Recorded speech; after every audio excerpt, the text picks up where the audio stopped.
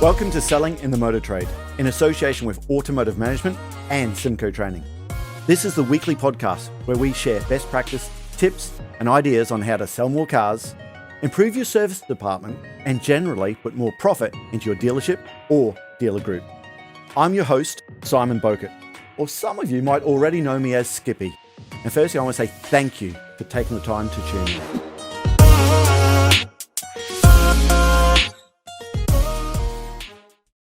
Hi, and welcome to another episode of Selling in the Motor Trade. Actually, welcome to another year. It's 2022, and I tell you what was 2021 like? What happened with used car prices? Have you ever seen a time where they went up so many months in a row there? 30 odd years I've been in the motor trade. We've never seen the times like we've been through. Let's hope that 2022 we get back to normality. We've had a bit of a break between Christmas and New Year, and this is the first week of a new year, and we're really excited about this year. And also, to start off with the podcast, we thought we'd better introduce you to our operations director. I want to introduce you to a man called Andrew Clark, and we haven't had a chance to introduce him before. So Andrew, I just want to say hello and welcome. Good morning, Sam. How are you? Yeah, very good, thank you. Very good. Now, Andrew's been working on some really exciting things in symcotraining. There's some coaching and recording and some things he'll talk about in a second, and things that symcotraining's doing, which is really, really exciting. He'll probably talk about some of the stuff that we're doing with Kia Europe and Mazda Europe and dealer groups across the world, actually. And there's some real exciting times. But actually, before we start that, with these podcasts, I think we're up to about 76 episodes, last count. Please do us a favor. Go back and like it, put a comment on it, share these podcasts with everyone in your sales team. Share it with everyone in your business. We're getting so many comments from people saying, I love the podcast, I love this idea, I love that idea. And by the way, we're not just doing it for your team. This is a selfish reason. We've had so much business from this podcast. A little podcast that started in my office at home in the very first lockdown. It's just growing and growing. Go back and have a look at some of the people that we've interviewed. Managing director of Peugeot, owners of dealer groups, Dave Anderson. There's some great podcasts there and some really good advice. So if you're got anyone that can benefit from anything to do with selling in the motor trade, do us a favor. So I'm too old for this. What do? You like the button, click the bell, or do what you're meant to do. Go and share that, and we'd really do appreciate it. And again, please, thank you for all the emails, the messages we get on LinkedIn about how many people are getting so much information and value from this podcast. So that's the first thing I want to say. And of course, Happy New Year. So Andrew, it leads me to say hello, welcome, and can you tell the people who don't know you at this stage, I know most of our clients will, but can you give us a bit of a brief summary about your history? How did you get into the motor trade? Yeah, absolutely. So a bit like yourself, I've been in the industry for coming up 30 years. So joined as a junior salesman with a Volkswagen dealer group in Newcastle. And it was always had a passion about cars, always loved cars, and never had that as a career path, but just seemed to be drawn into it. And I remember sat with my girlfriend at the time, who's now my wife, and we were sat there and we were looking through the time, because we didn't have Google, or we didn't have all these websites that you can find jobs on.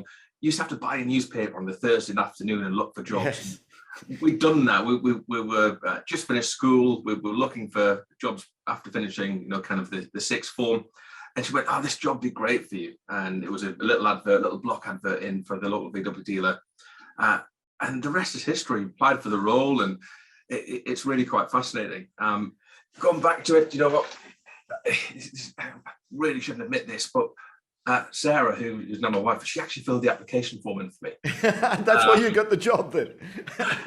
Her handwriting was significantly better than mine, and quite embarrassing. In my first interview, they sat there and they'd actually done they were quite a forward-thinking company, and they had their handwriting analysed.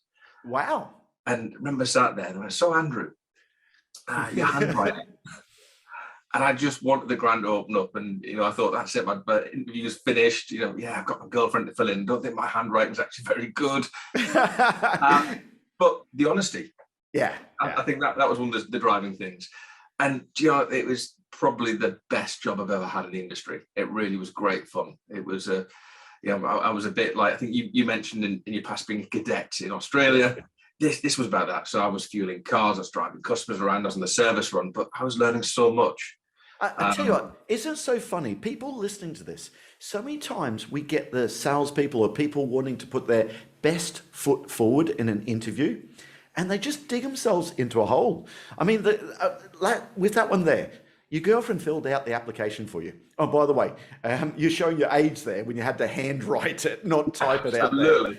But how many salespeople in an interview situation, Andrew, have they taken their very best month, multiplied it by 12 and said, oh yeah, that's how many cars I sell a year. I sell 260.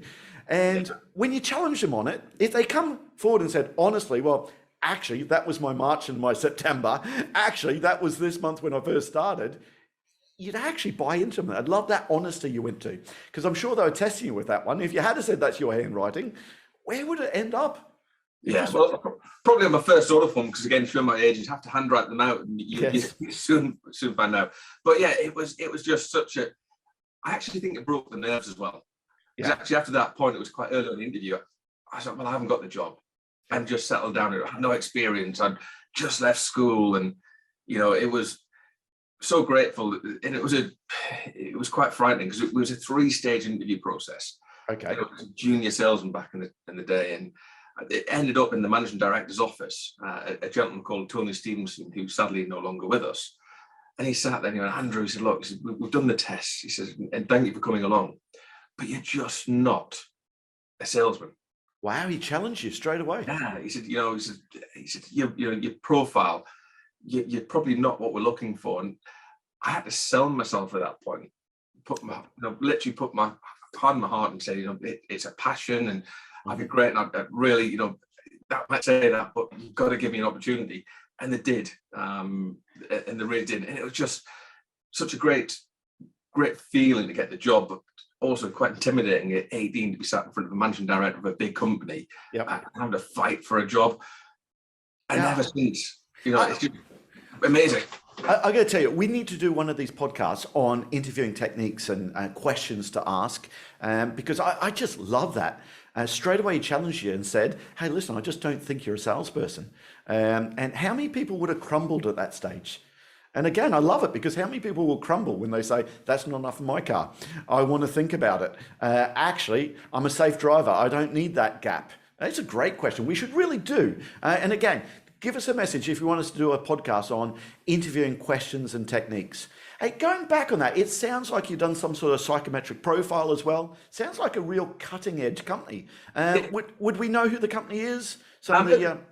Yeah, I mean, going back, it's no longer with us. It's a company called Colebrook and Burgess.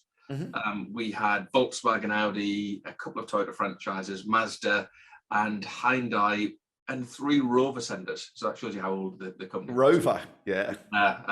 And it was just they use psychometric profiling, handwriting analysis. To work for them, you had to be very good. But this was their junior program, and again, probably didn't quite appreciate junior program meant you do everyone's test drives, you get everyone's fuel, you get everyone's coffee, the bacon sandwiches. But it's a great way getting into the industry. Now, today, if we did that to a new starter, it probably wouldn't stick around for very long. So it's the whole change, the environment's changed. I tell you what, this is probably where you and I clicked, because we both had that same sort of background. For myself, it was a 12 or 18 months. They called it a cadetship. And I started washing cars. Now, I'll be honest with you, I hated it to start with, okay? I wanted to get away from it as quick as I could. But looking back on it, what a great grounding in the motor trade, having to see every single part of it. Now, I know there are, apprenticeship programs at the moment, and too many times I see these apprenticeship programs just used as a way to maybe get our teeth into some government funding, and too often I see people come and go too quick, and they're paid lip service to. But I just love that grounding. And anyone who is listening to this podcast who's just started And I know you want to be the sales manager next week. I know you want to run the business within 6 months. That's natural with the enthusiasm of youth. I'm sounding like my father now, but stick with it. That grounding, I think it's absolutely imperative. For myself, it's helped me so much in my career. So listen, this question here, we ask this for all our guests, and you know it's coming. This really separates the real motor traders from the people who play with it. Do you remember the first car you sold? Embarrassingly, yes. It was a Volkswagen Polo. It was one with, as we're going back in my memory now, I think you had to pay extra for 5-speed gearbox. So it was a 4-speed, it didn't have power steering, and it was the burgundy non-metallic, and it looked like a coffin. But yes, I remember it to the day. It looks like a coffin there. Okay, fair enough then. And what about the first day in the job? What was that like? So you've got the job, okay. You obviously weren't selling to start with. Talk us about the start of your job. Do you know what? It's very blurry now, as you can probably imagine after 27 years. But I was thrown into literally the used car sales manager's office. You're going to work with him, and it was go and do this, go and do that, and then having to find out these. And again, that's the big difference between back then and today. We have, well, hopefully, businesses now have fantastic induction programs where you come on board, you go through the company's history, the heritage of the business, you get a tour of the business, you sit down and you do all your health and safety. This was. You need to see a chap called Jamie Welsh. I can remember vividly where the office was. The big box of all the numbers in the corner. He said, "You need to go and change some prices for me." And then it's just a very different environment. But exactly what happened the day I can't remember. But it was thrown in the deep end. Okay. Do you remember your very first demonstrator? Did they make you earn it, or did they give it to you to start with? And they made me earn it. So I think I joined the company in something like the April, May time, and I didn't get my demonstrator till the 1st of August. Okay. So not a long time, but yeah, I was made to earn it. And we just launched, I think it was a new shape Polo 1.4 CL, and I begged the sales manager for a CD player and just wouldn't give me one. But what he did give me was some really hideous wheel trims and some stripes down the side of the car. I do remember that clearly. And a challenge. If you want a car with a CD player, you got to sell that one first, right? Yeah. That's how it often works there. And so listen, this is a shameless plug for our first 90-day program. We often say that the skills that we learn in our first 90 days, good and bad, last with us for the rest of our selling career. Can I ask you, going back 27 years, I think you said, is there anything you learned in the first 3 months that's as relevant today as it was when you started? Do you know what? I think the biggest thing was bums and seats sells cars. Mm-hmm. That everyone I spoke, every salesman, the sales managers said, if you're going to get with the customer, listen to them, acknowledge what they're saying to you, and get them out for a test drive. Because if you test drive the car will sell itself. And that was probably the biggest thing. That's never changed in 27 years. Test drives, demonstration drives are critical. Because if we don't do it, we're giving ourselves a much harder challenge to actually build the desire for the customer to sell the car. Yeah, listen, again, I would be an advocate of that. And I don't want to undermine what you said in any way, shape or form. But the world's changed over the last 18 months, 2 years now. Can you actually sell a car without a demonstration drive? We got the Cinches of the world. We got the Kazoos, Carvanas in the States. You've got so much remote selling. In fact, during the pandemic, if we couldn't sell a car remotely, you were starving. Okay, so I want to get your views there on, bums and seats sells cars, but how do you think the market has changed in that 27 years? And people listening to this, the sales managers, okay, what advice would you have to them in this changing market about demonstrations specifically? Yeah, I think it's the biggest thing. If you look at some of the newcomers to the marketplace, your Cinches, your Kazoos, they don't offer test drive. You buy the car online, you take it from there. I think it comes now down to the actual physics, not the physical, but almost when you're dealing with your customer, it's finding out what the customer inquired about that car, what reasons behind it, what made them inquire on that vehicle, what did they do the research on that car, and then pulling out those features that they want and really then showing that what the car has got. So whether it's a very detailed video, which is personalized to the customer, and not feature dumping, because look, we all know cars now have got power steering and 16 airbags, but actually what's important to the customer and showing that to the customer. We sold a lot of cars at the start of lockdown online, but it was all about actually getting an inquiry, establishing why was it that the customer inquired on that particular car, what was it about that particular car, finding some key reasons, and then doing a fantastic video around, look, this, and you mentioned the panoramic sunroof, and showing them it in the video, so personalizing it to the customer. So it can be done, but that's just part of it. Yeah, I suppose there's a trend I've noticed, and we might offend some of the sales people listening to this now. And if I do, my apologies. But the dealer group owners, the OEMs listening to this, we've noticed a trend at the moment that during the lockdown, okay, the first lockdown in the last 2 years, you didn't have to be a genius to sell used cars in the motor trade. It comes back to supply and demand, and this is pretty much around the world, I believe, okay? But we're based in the UK, but the sales process went out the window. The sales process was, hey, used cars went up in value. What was it, Andrew? 13 months in a row or something like that? Okay, they kept on going up and up in value. So the whole sales process was almost low-hanging fruit. The sales process is, have you got that one? No, it's sold. Have you got it? Have you got it? Oh, you can get me one. New cars, okay? I mean, if you wanted an Evoque in the UK, people have been quoted 13 months waiting time. So although they wanted that particular specification, that color, people are taking whatever they wanted. But I'm noticing the change now. It's starting to slow down, isn't it? We're starting to get back to normality. And I think there's lots of salespeople need to get back into the 3 sales in any sale.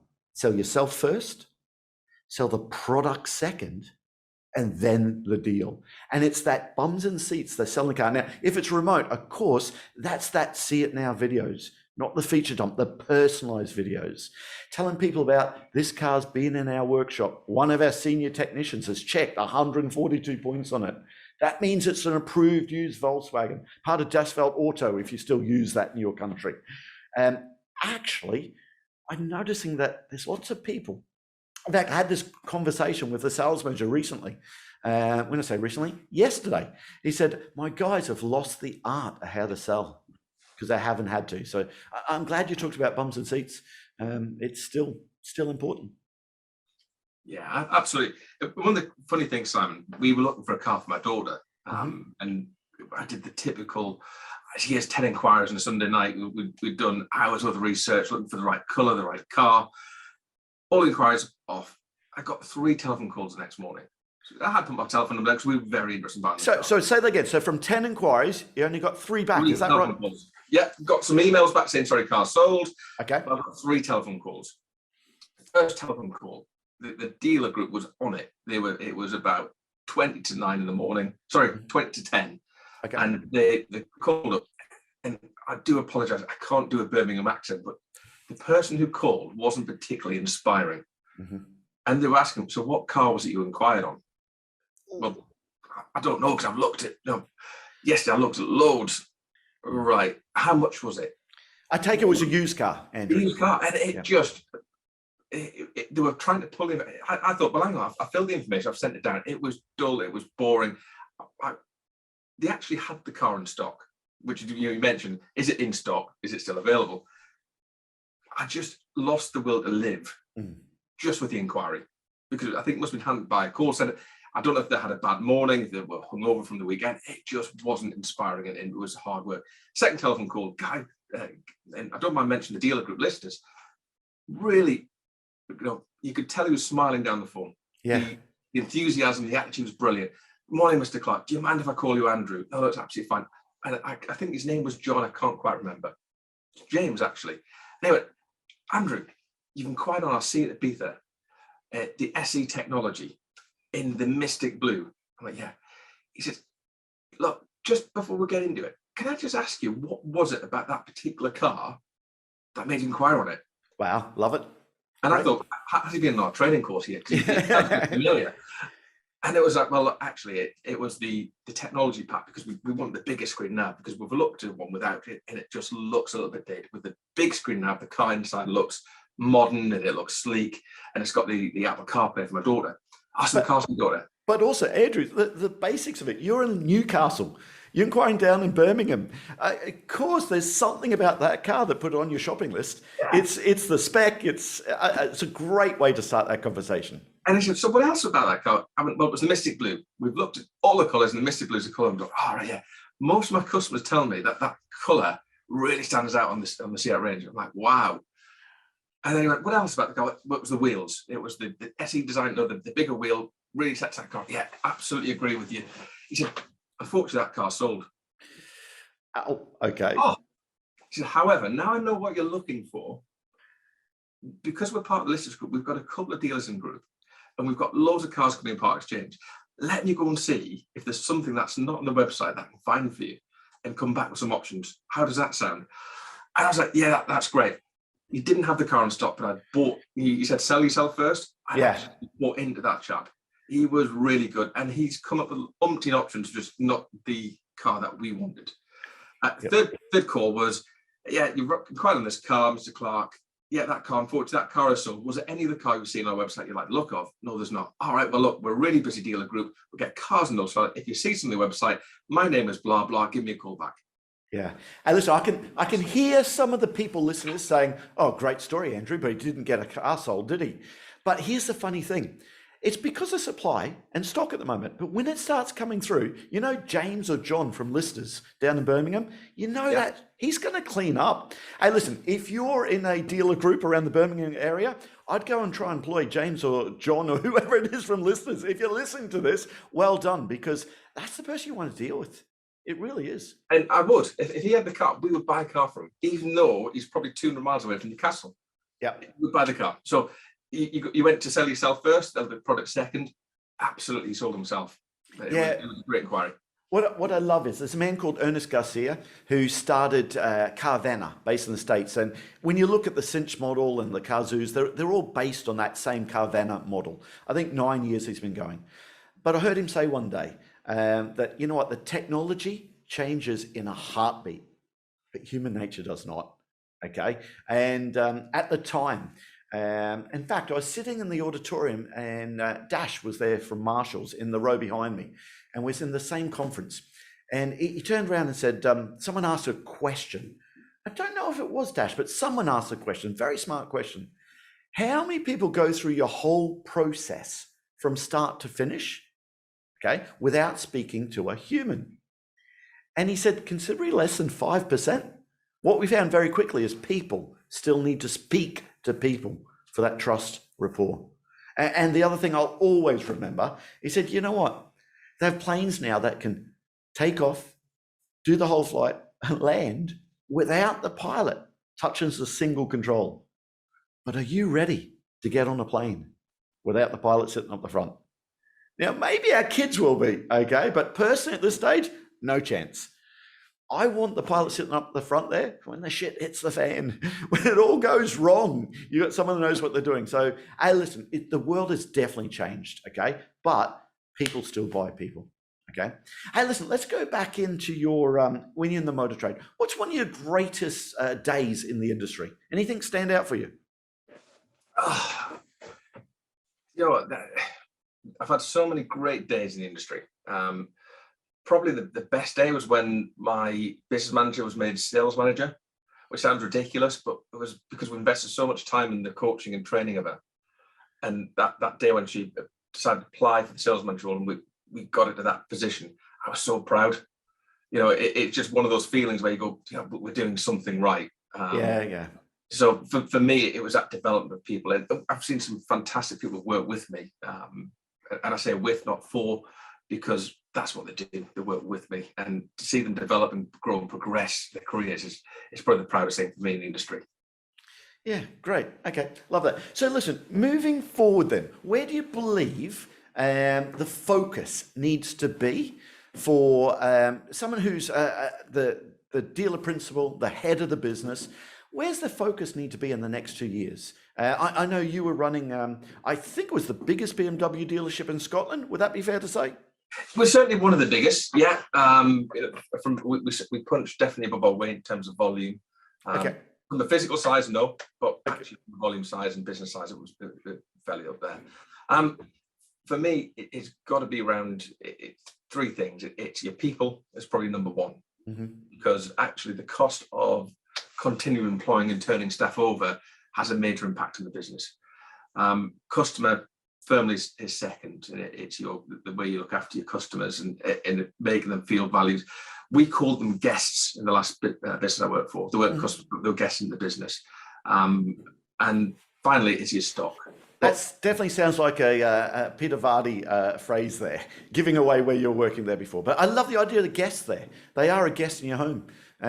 Paul Brayley has in all of his businesses, it is our stated policy to treat every customer in our customer as a valued guest every day, every time, without exception, without fail. And it's something that's not just words. It's true, and that's that culture. I believe that's probably the culture you're talking about there with Peter Vardy's organisation. Absolutely. I think Peter's values are, he's quite a phenomenal leader in the industry. He's very passionate, he's very forward thinking. And I think the guest culture is definitely one of the unique selling points of his business. It certainly brings in that. But it almost goes back to the Lexus saying, the art of omotenashi. It's welcoming people into your home. And that's how we looked at it. Say that phrase again for me, the Lexus phrase. It's called the art of omotenashi. Okay. And it is the Japanese art of welcoming people into your home. So every Lexus centre you go into in the UK will be working on that principle that they're welcoming guests into the home. So it's down to the teas, the coffees, the environment. But Peter used that across a Vauxhall dealership, one of his used car supermarkets, his BMW centres or his Porsche centres. We all treat the customers as a guest into our home. Yeah, I love that. So sorry, I cut you off there. You're talking about staff, number one. Number two is definitely treating the customer as the guest. What was number three? It's stock. It's making sure your stock profile's right. Now, it's as you say, the last probably 12 to 18 months, that's you're striking out luck. You're having to try and buy anything and anything you can because it's very difficult. I think when in the next 18 to 24 months, as the industry turns back to a sense of normality, it's actually having the right stock. It's having the right cars on order coming through, because what we found is if you've got the right pipeline product, you can forward sell it, and you've got cars which will sell. And it was a senior sales administrator who I worked with years and years ago said, Andrew, if you have the right stock coming through, if you can't sell it but you need a car from another dealer, you'll always be able to swap out the right stock. So if you need that car that's got the massage seats and the panoramic roof and the LED lights, and it's got £15,000 of extras, that dealer will always let you have it if you've got a nice car coming through which you can put in the showroom and sell quickly. So it always works on that principle, and it goes through the used car stock as well. It's having the right stock. But today, actually, if you're a dealer group, doesn't matter what manufacturer, if you've got any stock, that'll do today. Hey, listen, we were doing some coaching with a dealer group at the moment, and hey, stock, new and used. Let's be honest, it's just been hard work. The semiconductors, and it's starting to come through now, and obviously it's franchise to franchise specific.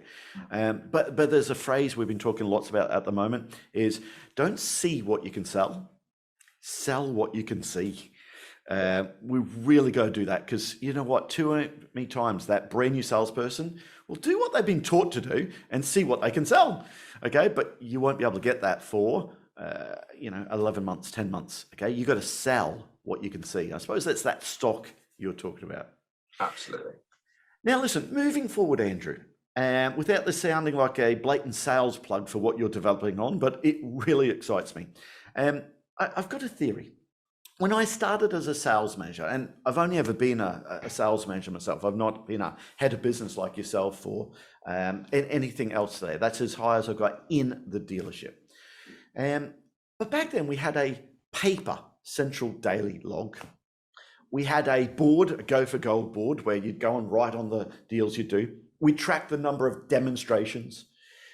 We had a daily sales meeting every day.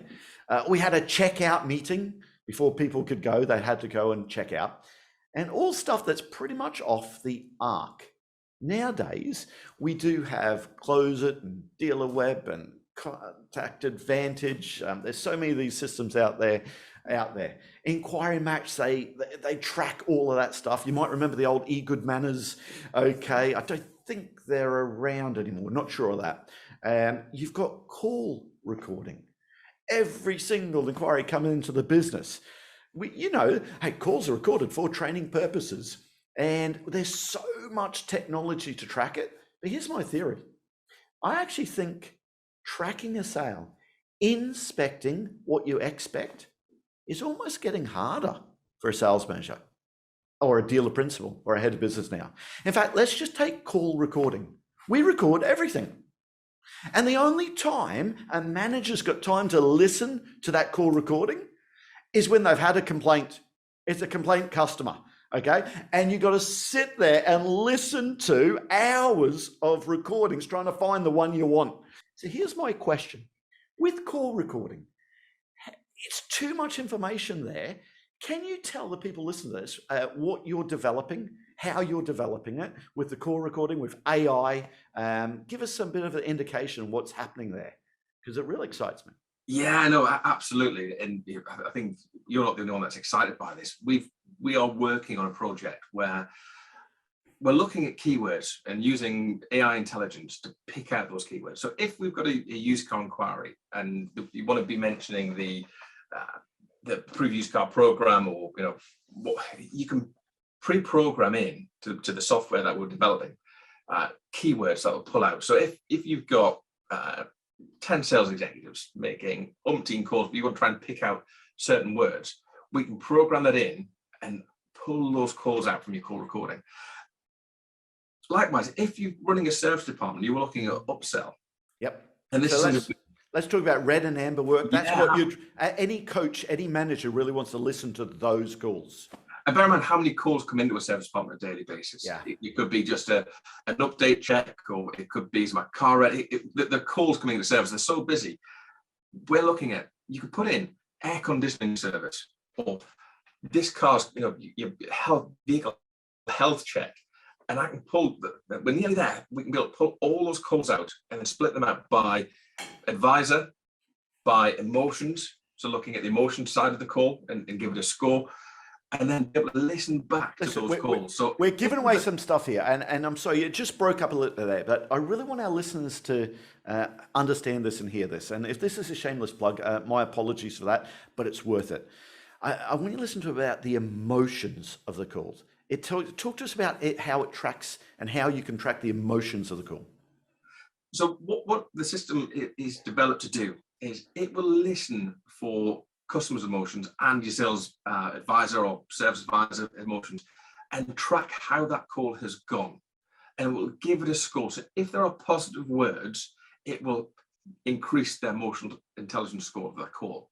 If there are negative words, so it could be the fact that your advisors rang up, said your brakes need doing, and the customer will, how much, and you can feel that call's going down. It will actually highlight an emotional score on that call. So we can pull that out and send it through to you, or send you it.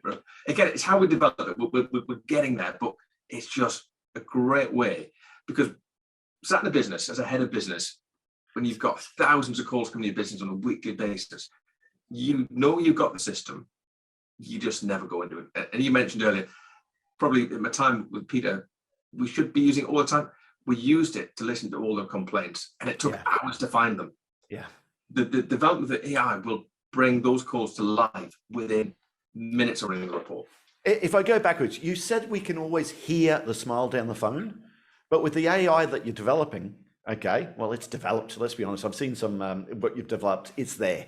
Okay, it can actually hear and mark actually the smile from your Correct. salesperson. It can hear the smile from the customer. So again, as a manager, you can go through all traffic lit and have a look at all the calls that you need to be listening to. You can actually do that. And I tell you what, the technology there, we've almost done recording everything. We're not listening to anything. The beauty of this is I just love the idea that every vehicle health check call, And part of that's what you do with your team there. We listen to every incoming or outgoing vehicle health check call, and we can do the coaching on that particular call. Can you imagine as a service manager, listen to this, if every single vehicle health check call was coached, what would happen to the sale of tires, air conditioning, brake fluid, all your red and amber work?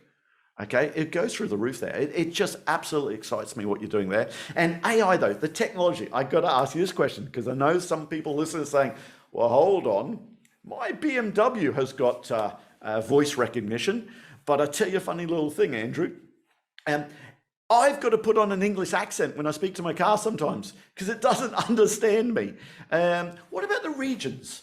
Okay, how is this AI going to work if you're in Scotland, if you're in Ireland, if you're in Australia? How does that work? Yeah, this is probably one of our biggest barriers. You go back to mention BMW and struggling to say it. I remember when voice recognition first came out in BMW, and I had to put an English accent on as well. It just didn't work for me. But no, the engineers and the developers who are working with us on this program, that AI has currently got a 90 to 95% success rate in terms of recognizing voices. It also then starts to learn regional accents. So whether you've got a very harsh Aberdonian accent, or you've got Queen's English down in Hampshire, it will recognize the keywords from there. Now, it's not going to be 100% of the time, but if you've got 1,000 calls and only 15 to 20 of those are your health checks or brake service or air conditioning service, if we could pull 95% or 90% of those calls through, that's enough to give some real valued coaching. Time is precious. And actually, if we can develop that to give maximum impact with minimal time, that is just such a superb system. So I love the idea when your team's doing the coaching with the salespeople or the service advisors, they're really just sitting there every month. They're sitting down with them and listening to their live calls, okay, incoming and outgoing, tracking it to their email responses. I suppose you actually got something that's so measurable and you can actually show the return on the investment there. But yeah, absolutely. And what we're trying to then do off the back of that would be to track the improvement, looking at the baseline of conversion on red work and amber work, and then tracking that to the ongoing coaching and seeing how that individual can improve with our coaching. Yeah, really, really exciting times. Now, listen, again, moving forward there, some of these people listening to this might say, well, hold on, our systems, we don't have even call recording. We're an independent, we don't have that. Listen, a real simple thing. Part of our coaching programs, we've done this at so many dealerships now, and it works well, okay?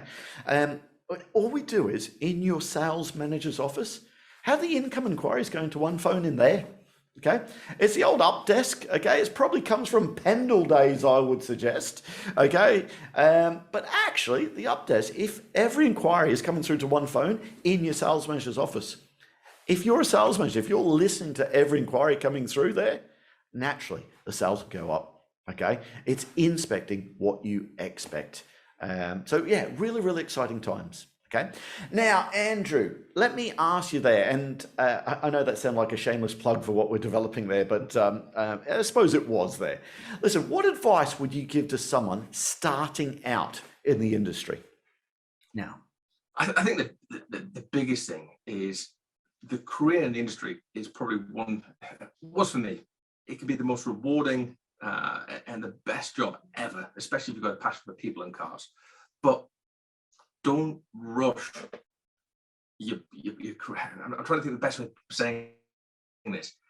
You mentioned it earlier. If you're starting as a junior program or some starting sales program, don't be thinking you're going to be sales manager in 6 months because you're going to put yourself under ridiculous pressure. It's listen, learn, and enjoy the job, enjoy the role, and never be afraid to take on new ideas. I think it's the biggest thing, because you're not going to be the finished article.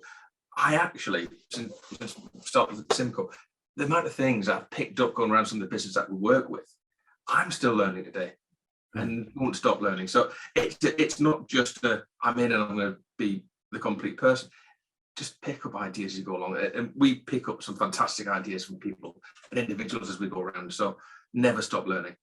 Yeah, I've got to say, it's one of those things I wish we could do. I only ever did it once with a very good friend and client, but I always think that if we could sit someone in our car, Andrew, for 3 months, okay, and they go to so many different businesses, they see so many things different happen, wouldn't their learning go through the roof? I had a man who owned a dealer, still owns a dealer group down south, and his son was coming through, and we sat him in my car for, I think it was 6 weeks, and we just went to lots of different businesses. He was an employee for 6 weeks, and the learning he got of that, I just wish everyone could do that. And that's the unfair advantage we have. We go into so many different places, and we just have the ability to do a lot of R&D, research and development, or as I always say, rob and duplicate. Never stop learning there. Andrew, well, thank you very much for your time. Is there anything I should have asked you on this podcast? Because my operations director will beat me up if I didn't ask you something. Anything I should have been asking you? No, do you know what? I've thoroughly enjoyed it for the first podcast. It's fascinating to see the inside of it, how it works. But no, I think we've covered pretty much everything we set out to cover, including that shameless plug that you put in there for the AI. But, you know, for me, that is such an exciting development that we've been working on, and I can't wait to see it working. So, Andrew, if people are listening to this thinking, oh, I like the idea of that monthly coaching program that Andrew's talking about, how do they get hold of you? How do they contact you? Probably the best way would be to connect with me on LinkedIn, andrew.clark. And once we connect from there, we can message, or you can email me at andrew.clark, which is CLARK, at symcotraining.co.uk. That's andrew.clark@symcotraining.co.uk. Alternatively, if you look behind Simon there, you can also contact the office at office@symcotraining.co.uk. Behind me. Oh, yes. Well done. Okay, very good. Hey, if you're listening to this, you might not be able to do that. Okay. But yeah, thank you so much for your time. I really appreciate it. Perfect. Thank you, Simon. That just leaves me to say that all details of this episode and other episodes on the selling in the motor trade can be found on our website, symcotraining.co.uk. Go there to get a copy of our book, Words That Sell Cars. Go there to sign up to a free trial of our Sales Fitness online sales training program. Easiest way to get hold of me is Simon Bowkett through LinkedIn.